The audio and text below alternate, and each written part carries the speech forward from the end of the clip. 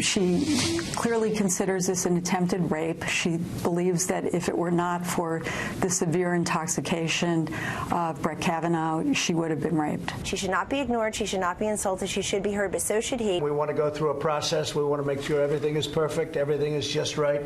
I wish the Democrats could have done this a lot sooner, because they had this information for many months, and they shouldn't have waited till literally the last days. They should have done it a lot sooner. Well, this is moving forward to a public hearing. Just receiving word within the hour from Senator Grassley, the committee chairman. As I said earlier, anyone who comes forward, as Dr. Ford has done, deserves to be heard. My staff has reached out to Dr. Ford to hear her account, and they held a follow-up call with Judge Kavanaugh this afternoon. Unfortunately, committee Democrats have refused to join us in this effort. However, to provide ample transparency, we will hold a public hearing Monday to give these recent allegations a full airing. Dr. Ford, that he references, is Christine Blasey Ford. She is the accuser who has come out. She is a college professor, and she is saying that she will tell her story publicly up on Capitol Hill. And Judge Kavanaugh has pushed back again, saying it's all not true. Let's bring in our panel. Britt Hume, Fox News senior political analyst. A.B. Stoddard, associate editor at Real Clear Politics. Molly Hemingway, senior editor at The Federalist. And Chris Stirewalt, politics editor here at Fox News and author of the new book, Every Man a King, a short, colorful history of American populists. And it's a great read. Thank you, sir. Thoughts? It's going to be a real goat roping. This is going to be a ugly, contentious, fraught space, and the Democrats have to be cognizant of overreaching, but the Republicans have to be very cognizant about not turning off, offending people like Susan Collins, people like Lisa Murkowski, whose votes could be affected here. And if they're not seen as being fair and open and even-handed with this woman, with the accuser, it will go very poorly. A.B., this comes in the context of a midterm election that is looming, obviously, within just a matter of weeks. Right. I have no idea who to believe, and without getting into any of that, I think the Democrats, obviously there are questions about Senator Feinstein bringing this up before this woman came forward, and why is that acceptable? And then the Democrats, there was a hearing today that Brett Kavanaugh was going to meet with judiciary members or top staff. The Democrats said they didn't want to go. Why not? That said, and the White House responded, I thought, very well today, and the president. And I think it's very smart that they're having these open hearings. A few hours ago, we thought that the Senate Majority Leader was resisting this idea, and that would have been a huge mistake.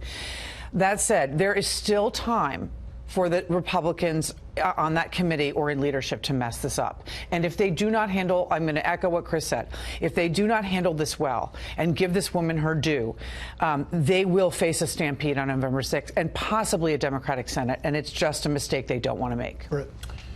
Well, it looks to me from what we know now as if somebody's going to have to corroborate their own version of events somehow, or we're going to end up with a he said, she said, and no one will be able to say the other's lying or telling the truth. And there's obviously two he saids here. There's another person. That's true. That is true. Mark Judge was alleged to have been in the room, and he said he didn't remember anything like that happening.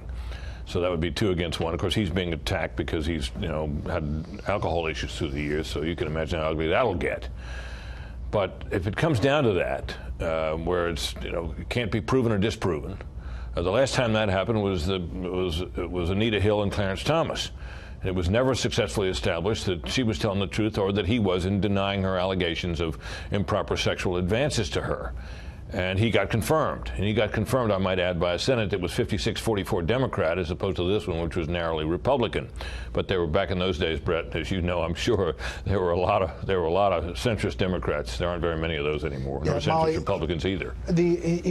Brett Kavanaugh has now put out a couple of really vigorous defense and denials here. He said this is a completely false allegation. I've never done anything like what the accuser describes to her or to anyone. Because this never happened, I had no idea who was making this accusation until she identified herself yesterday. I am willing to talk to the Senate Judiciary Committee in any way the committee deems appropriate to refute this allegation from 36 years ago and defend my integrity. Now, he says he wasn't even at that party. Right. This is why, in addition to the political implications, I think this is a really interesting question of whether we want to be the type of society that handles disputes in this way. This is an allegation that was made. It's at odds with what a gajillion people have said about Brett Kavanaugh, including women he dated at the same time this was alleged to have happened and in college. The way it went down, as AB noted, is very curious. Dianne Feinstein chose not to bring it up at any of the many times she could have done it behind closed doors when she was talking to him privately, only orchestrating a big public leak that makes it seem like she's less interested in justice than using this as a political cudgel. And then, of course, Democrats began this whole process by saying they would do literally whatever it took to stop this nomination.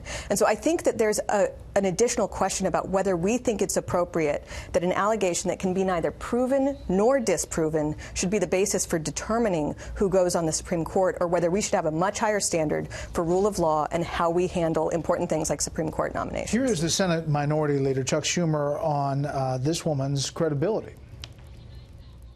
I believe she's credible. A lot of my Republican friends don't. What are they afraid of? They're afraid that she might be very persuasive? Well, if she is, it's a whole different ballgame, isn't it?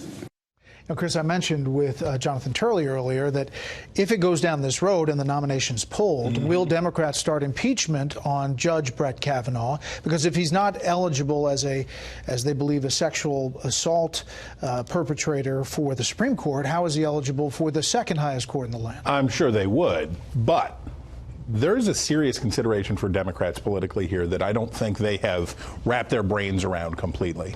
If they did succeed in getting the Kavanaugh nomination taken down, and there is a vacancy on the Supreme Court on Election Day, and Joe Manchin and Claire McCaskill will say, come on, Schumer, like, you're not helping us here. Nobody more than those red state Democrats wants this nomination complete, done, and moved on from. If this lingers over, it has political consequences for them. Does this open up, though, the possibility that they now have a free vote to vote against Kavanaugh, and maybe they were going to vote yes, but now they don't? I've long believed that you'd get some Democrats if no Republicans broke.